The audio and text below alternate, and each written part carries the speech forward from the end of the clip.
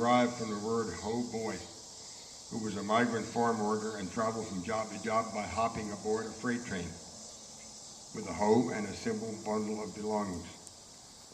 Since the end of the Civil War, hobos have ridden freight trains illegally in search of work as manual laborers. Freelancing the American frontier, they were jacks of all trades. They built railroads, canals, roads, worked in construction, mining, and followed the nation's harvest. The call of the rails gripped thousands at the turn of the century, and it peaked during the Great Depression, when more than 1 million desperate men, women, and some children were riding freight trains seeking employment in the migratory labor circuit. Some of the hobos of that era were deeply involved in labor, unions, and leftist politics. They fought to improve the plight of the migratory worker. Hobo storefront colleges were established to educate the hobo in the hobo lifestyle. There was one in Chicago. Hobo newspapers were published and read and reread throughout America. A wealth of hobo literature, poetry, and music was produced, but the hobo population dwindled significantly after the Great Depression. And with the outbreak of World War II, the increasing automation of farms and industries, and the arrival of the social welfare system, all of these contributed to the decline. These freight trains gave these hard-traveling drifters their identity and lifestyle for many years. And for many, it got into their blood, and they continued riding out of choice. Today's rail riders are a curious mix consisting of a few full-time hobos, some drifters, and homeless former hobos who ride occasionally. And then there's this new breed of adventure-seeking recreational hobos. They don't work, they just want to ride. They're young kids. The final blow to the hoboing era came with the demise of the steam locomotives in the early 1950s. Diesel-powered locomotives replaced the steamers, and today's modern diesel-powered locomotives and trains can travel hundreds of miles between fuel stops. In the early days of steam-powered freight trains, these huge steam locomotives needed to stop for thousands of gallons of water about every 75 to 100 miles. It was all around these water tanks that these hobo camps or jungles sprang up. As the firemen filled the steam locomotive's tender with thousands of gallons of water, the hobos would get off and on these halted freight trains at the end of it, down the back. There was usually a jungle cook or a cook and a pot of mulligan or hobo stew on the fire, like tonight here.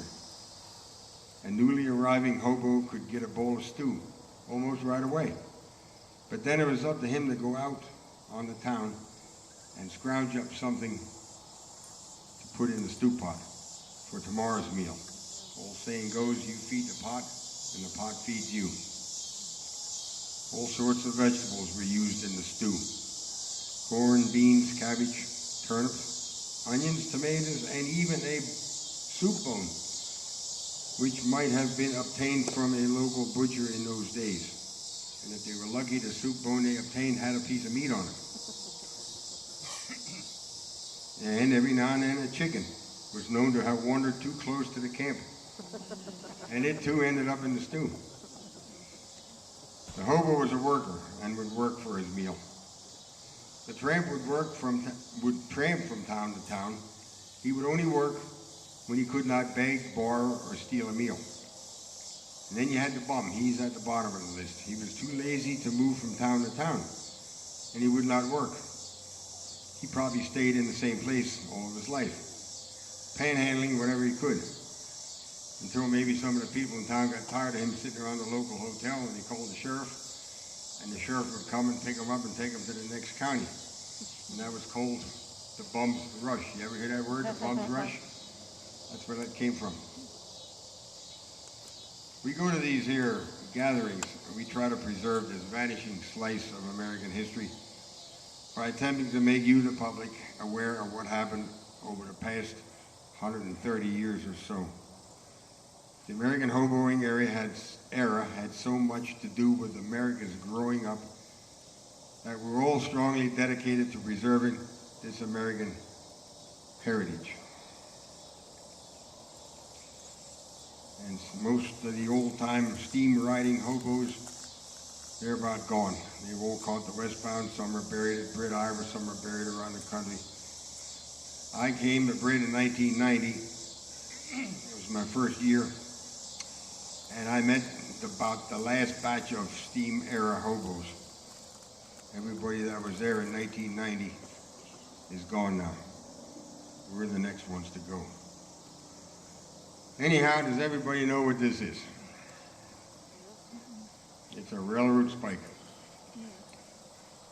This one's kind of unique because it's made out of wood. A hobo in Denver, Colorado sent me this a couple years ago. He comes from the old country of Czechoslovakia, so he calls himself the Czech hobo. He made these wooden spikes, and I guess all the kings and queens got one or should have got one from him. It's kind of neat. And I use it here with a poem. It goes like this.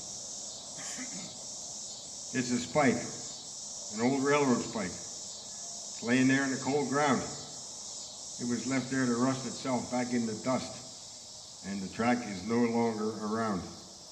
But when it was new, it was gunmetal blue, and the steel driver hammered it home. The whole thing sang while the cold steel rang to the sound of that spike driver's moan. It's a spike, an old railroad spike, and the railroad don't need it no more. After the ride, they just cast it aside, and no one said thanks for the chore. But if it could talk, I'll find it, it's here. But if it could talk, it would tell of a time when a steel driver hammered it home. So the railroad wheel needs lots of cold steel, and the sound of that spike driver's moan. It's a spike, an old railroad spike, and it's worn from the work it has done. And it doesn't seem fair to just leave it laying there without any place in the sun. It ought to be picked up and polished and mounted and hung by the mantle and shown, so that each time it glistens, if anyone listens, they'll still hear that spike driver's moan. Thank you.